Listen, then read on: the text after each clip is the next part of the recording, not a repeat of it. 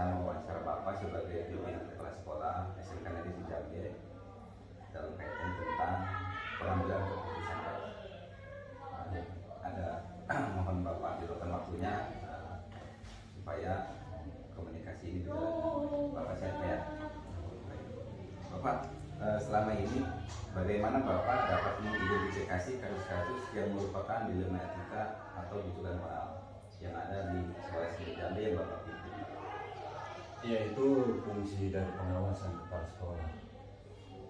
Pengawasan kepala sekolah ini kan nanti kan memonitor di kelas-kelas. Iya. Jadi di situ nanti ada hal-hal yang melanggar aturan seperti itu kan melalui istilahnya itu dalam manajemen itu monitoring atau suatu apa namanya akad. Terus langkah-langkah atau prosedur seperti apa yang Bapak bisa lakukan selama ini Pak dalam menangani kasus-kasus yang ada di sekolah yang Bapak pimpin? Ya, koordinasi itu setiap hari Senin setelah upacara bendera ada briefing, kemudian ada evaluasi.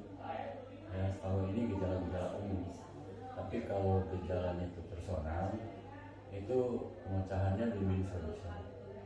Itu rahasia dulu, saya bisa membantu tidak dengan masalah yang ada seperti itu. Nah, win-win solution itu yang bermasalah merasa tidak dimarahi, tidak diam sebagai manusia, yang kita juga kepentingan sekolah juga nanti supaya dikerjakan dengan baik. Jadi dengan win-win solution dipanggil secara pribadi. Luar biasa Bapak solusinya tentang masalah yang Bapak tangani di kasus guru yang ada di SMK Negeri Cijabe. Kemudian apakah Bapak memiliki jadwal tertentu dalam sebuah penyelesaian kasus dilema? Jadi Bapak punya jadwal sendiri untuk menyelesaikan kasus masalah guru yang Bapak pimpin. Jadi setelah diketahui dianggap misalnya perilaku menyimpang dari etika, itu ya memang tidak dijadwalkan, tapi kehadiran kita itu salah satunya setiap hari memanggil, bertanya kepada guru-guru yang mungkin bermasalah itu, sehingga nanti diambil solusi yang sama-sama tidak merasa disalahkan. Ya. Itu Pak. Kemudian Pak, ada nggak faktor-faktor yang membantu Bapak dalam sebuah pemutusan, mengambil keputusan Pak? Ada yang Bapak misalnya panutan atau juga Bapak inspirasikan untuk bisa memutuskan sebuah kasus atau juga guru-guru yang berhubungan dengan dilema etika moral maupun yang etikanya Pak? Ya, kepala sekolah harus visioner Pak. Sekolah yang baik itu seperti apa? Ketika sudah visioner, kepala sekolah sudah menentukan standar kerja dari teman-teman yang menjadi guru maupun jadi TU. Nah, masalahnya itu timbul ketika bekerja tidak standar. Seperti itu Pak. Jadi penyelesaiannya bisa nanti sendiri-sendiri. Kemudian kalau dilemanya secara umum bisa dengan evaluasi rapat bersama seperti itu.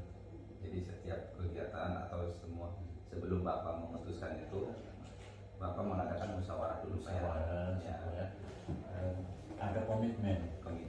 Iya. Ya, Assalamualaikum warahmatullahi wabarakatuh, Ibu Tika, gimana kabarnya, sehat Bu? Alhamdulillah. Waalaikumsalam. Mohon maaf Ibu, waktunya mengganggu di keterangan kesibukan Ibu sebagai kepala sekolah. Oke Bu ya? Iya. Biar agak lama Dita, siswanya luar biasa, selalu meningkat ya tiap tahunnya. Mohon izin Ibu, saya hari ini ada tugas dari guru penggerak untuk mewawancara Ibu tentang kepemimpinan mengambil keputusan seorang pemimpin Bu ya. Bersedia Bu ya? Insya Allah bersedia. Ya, terima kasih Bu Tika ya. Kita selanjutnya, bagaimana Ibu dapat mengidentifikasi kasus-kasus yang merupakan dilema etika atau bujukan moral dari yang Ibu pimpin gitu, Ibu guru yang Ibu pimpin? Ya seperti mungkin dari kasus guru mungkin ya. Ya. Misalkan gurunya kurang disiplin mungkin ya, tidak mengikuti peraturan.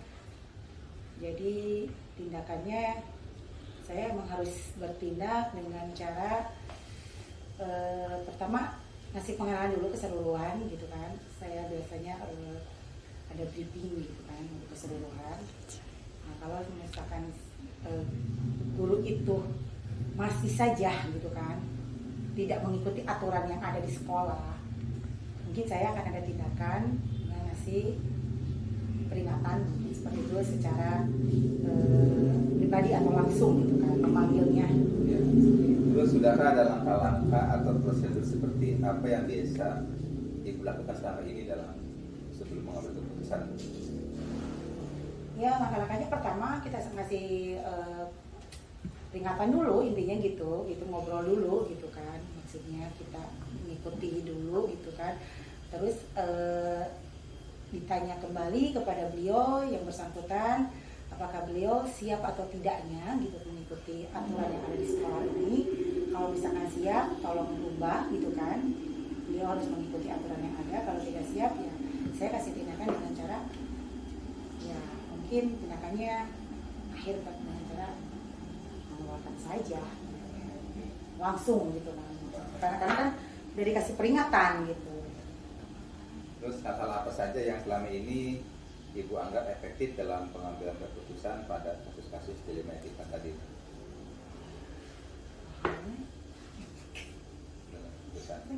Apakah dengan guru itu menurut Ibu sudah tepat Bu ya, melalui proses tahapan-tahapan tersebut sehingga Ibu mungkin mengeluarkan Ibu yang bersangkutan? Iya sih, karena kan kita udah mencoba untuk beberapa tahap gitu kan, untuk caranya untuk merubahnya gitu kan. Tapi kalau dianya masih terus tidak mengikuti aturan yang ada di sekolah ini, ya mohon maaf aja, gitu. Berarti dia sudah tidak bisa mengikuti aturan yang ada di sini. Ada nggak orang yang paling berpengaruh Bu ya dalam mempermudah dan membantu dalam sebuah keputusan yang di sekolah Kober ini Bu? Apakah ada pihak pengawas atau apa yang menurut Ibu itu adalah masukan-masukan sebelum Ibu memutuskan? Ada ya, emang kita bisa konsultasi dulu dengan pihak-pihak pengawas kita gitu kan. Kita konsul dulu, kita sharing dulu seperti apa. Kita menerima juga masukan dari beliau, kita mencoba.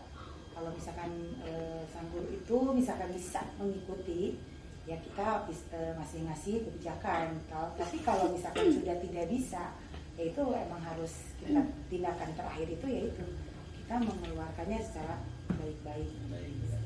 Dan terakhir Bu ya, dari semua hal yang telah disampaikan, pembelajaran apa yang dapat Ibu petik dari pengalaman Ibu dalam mengambil keputusan dilema etika ini? Pengalamannya ya luar biasa.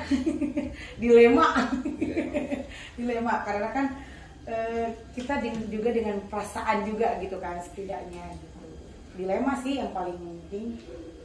Yang penting adalah menjaga marwah sekolahnya Ibu ya. Iya, intinya gitu, nah untuk sekolah juga gitu. Baik Ibu Tika, terima kasih waktunya telah menyempatkan untuk diwawancara Bu ya. Semoga pembinaan Filman BTN tetap maju dan dipercaya oleh masyarakat pada umumnya. Terima kasih Bu Tika. Assalamualaikum. Waalaikumsalam.